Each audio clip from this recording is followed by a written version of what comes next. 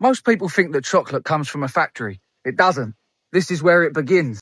This is cacao, and these beans are what eventually turn into chocolate. They get dried, fermented and roasted into cacao paste. Then from there it gets processed with sugar and dairy and all that and gets turned into chocolate. But this is chocolate in its original, ancient, natural form. The flesh is incredibly sweet, and then the bean on the inside is like a very bitter cashew nut. But cacao is one of the most nutritionally powerful foods on earth. And its star compound is something called theobromine, which pumps blood all around the body, around the heart, around the brain. It's life-changing. But what's mad is that exact compound was named after cacao's scientific name. Yeah, it's called Theobroma cacao, which translates in ancient Greek to food of the gods. Imagine that.